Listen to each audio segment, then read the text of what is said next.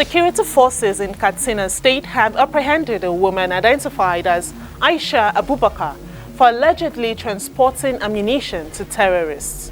Hi, welcome to What's Happening. These are the top 10 stories. At number 1, Vice President Shettima has issued a stern warning to the Sokoto state government regarding an alleged plot to depose Sultan Abubakar III. Speaking at the Northwest Peace and Security Summit in Katsina, Shettima underscored the importance of protecting the Sultan, describing him as an institution that all Nigerians should guard, protect, and promote. Shettima's remarks came after the Executive Director of MURIC, Professor Ishaq Akintola, raised concerns about an alleged plan by the Sokoto government to depose the Sultan, citing previous depositions of 15 traditional rulers by Governor Ahmed Aliyu. The Sokoto state government has yet to respond to MURIC's allegations. At number 2, the federal government has spent a total of $15.55 billion on debt servicing between 2019 and 2024, according to the Central Bank of Nigeria, CBN. According to the CBN International Payments data, in 2019, debt service payments amounted to $588.33 million from January to May, while in 2020, the amount surged to $5.40 billion. It added that the debt servicing cost continues to rise, with $2.02 billion paid in 2021, $2.34 billion in 2022, and $3.43 billion in 2023. For the first 5 months of 2024, Nigeria has already paid $2.18 billion in debt service, marking a 270.9% increase compared to the same period in 2019.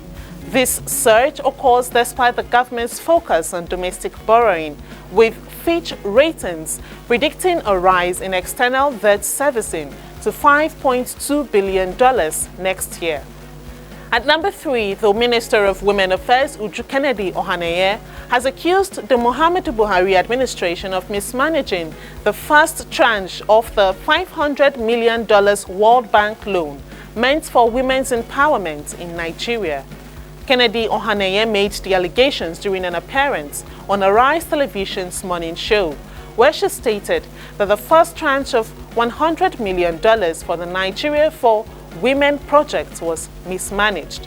She further alleged that the first tranche was mainly used for advocacy, meetings, and consultancy services, and was shared among the states without proper accountability and transparency. Kennedy Ohaneye stated that a new structure has been forwarded to the Minister of Finance, Wale Edun, for restructuring to ensure proper utilization of the funds. The project, launched in 15 states and the Federal Capital Territory, is meant for vulnerable women in the country. At number 4, former chairman of 21 out of the 23 local government areas in Rivers State Monday staged protests at their respective council areas, despite a police advisory against such actions. According to The Punch, the ex-council leaders loyal to the Minister of the Federal Capital Territory, Nyesom Wike, demonstrated in their local councils to show solidarity with Wike. In Buguma Asari Toru local government area's headquarters, former chairman Onengi Yerofori Judge led supporters through the streets waving placards with messages like "Sim Fubara can't continue to act as he likes" and "There is no vacancy in Asari Toru Council." The protest in Asari Toru local government area nearly turned violent when operatives of Asari Dokuba's private military company, Amama soldiers, attempted to attack the protesters but were restrained by alert policemen, according to The Punch. At number 5, at least 332 farmers have been killed in attacks predominantly in northern Nigeria, carried out by bandits and Boko Haram and the Islamic State of West Africa province terrorists since the beginning of the year, according to a report by The Punch.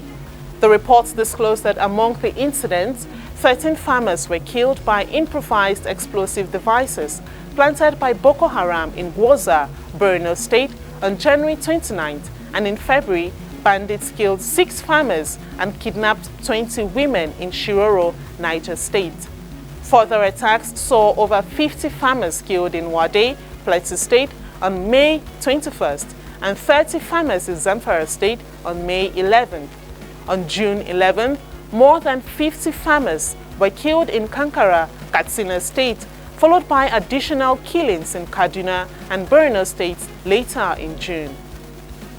At number 6, security forces in Katsina State have apprehended a woman identified as Aisha Abubakar for allegedly transporting ammunition to terrorists, according to security analyst and counter-insurgency expert Zagazolo Makama. The ammunition was reportedly discovered in Abubakar's luggage during a routine search, with Makama stating that she initially denied involvement but later confessed to transporting the ammunition to a terrorist group from Nasarawa State. Further interrogation revealed that Abubakar was heading to Yan Tumaki in Dan Musa local government area in Katsina State. At number 7, the Federal Road Safety Corps, FRSC, has clarified that it does not intend to abolish patrol points in Abia, Imo, Ebonyi, and Enugu states. This announcement was made by FRSC Public Education Officer Olusegun Ogunbemide to address misleading reports suggesting that Corps planned to remove these patrol points. The confusion arose from a statement by the Zonal Commanding Officer of Zone 9 headquarters in Enugu, Uche Chukura, during his visits to the Abia FRSC command in Umuahia, where he discussed a shift from static checkpoints to mobile patrol operations. Ogunbemide reiterated that Chukura was misquoted and the FRSC's operational changes are nationwide, not limited to the southeast states. He added that the ongoing operational adjustments aim to enhance road safety and support security agencies involving the provision of operational vehicles, ambulances, motorbikes, and personnel retraining. At number 8, the first batch of 5,000 conscripts called up by Myanmar's junta will begin their military duty at the end of this month, AFP reported on Monday. The conscription law enforced by the junta in February allows the military to summon all men aged 18 to 35 and women aged 18 to 27 to serve for at least 2 years, following the 2021 coup that triggered a widespread armed uprising. According to the AFP, thousands of young men and women have been trying to leave the country since the conscription law was enforced, with reports of individuals being forcibly taken from the streets to undergo military training. However, the junta has denied the reports. The conscription law, initially authored by a previous junta in 2010, but never enacted, allows for service terms to be extended up to 5 years during a state of emergency, with penalties for non-compliance, including jail time. At number 9, a significant fire broke out at a South Korean lithium battery factory owned by Aricel on Monday, resulting in 1 confirmed death and 21 people unaccounted for. The factory, located in Hwasong, south of Seoul, was engulfed in flames, preventing immediate rescue operations, according to firefighter Kim Jin-young. Kim stated that 21 workers remain unaccounted for and authorities plan to track their whereabouts using contact information provided by the company.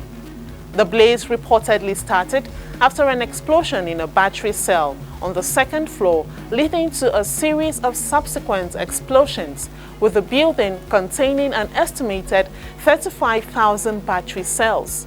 South Korea's President Yoon Suk-yeol has instructed authorities to mobilize all available resources for search and rescue operations. Finally, at number 10, Nigeria's women's under-17 national team, the Flamingos, has been drawn into Group A for the 2024 FIFA Under-17 Women's World Cup. The draw, held on Sunday in Santo Domingo, places the Flamingos against the host nation, Dominican Republic, Ecuador, and New Zealand. The Flamingos will start their campaign against New Zealand on Wednesday, October 16th, followed by a march against Ecuador on Saturday, October 19th, and conclude the group stage against the Dominican Republic on Tuesday, October 22nd. That's it on what's happening. You can join the conversation on our website at www.rootstv.ng, follow us on social media, and subscribe to our YouTube channel at Roots TV Nigeria. Thank you for watching.